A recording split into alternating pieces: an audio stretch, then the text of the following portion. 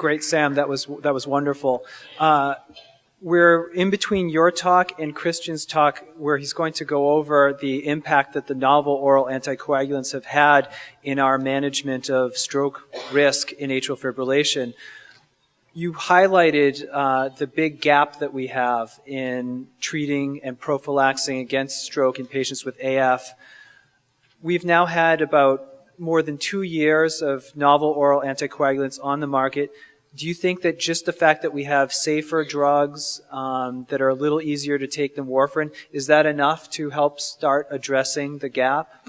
Well, I don't think it is enough, Greg. You and I have been involved the past dozen years advocating for appropriate prevention of pulmonary embolism in hospitalized patients at high risk.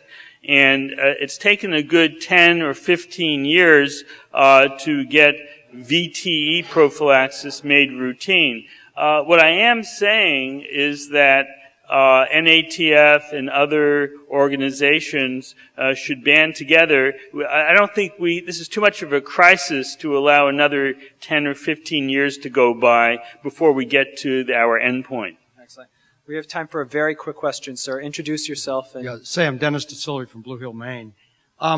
Given the data that we now have from loop recording and pacemaker follow-up, the frequency of unrecognized AFib, and also the data that as little as 6 minutes a day of AFib may be significant, and where do you think we're going with a recent paper that suggests if you only do CHADS-2 VASC scoring, that that individual, even if they have unrecognized AFib, still have a stroke risk equal to their CHADS-2 VASC score?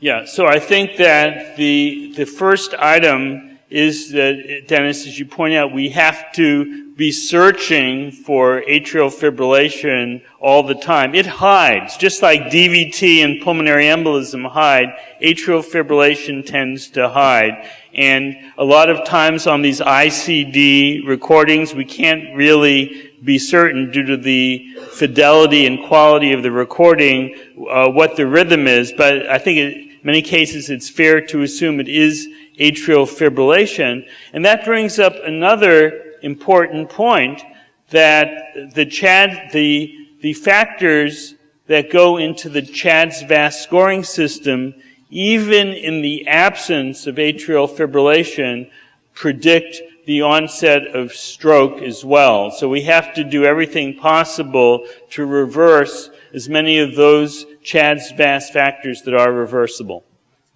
Thank you very much, Sam.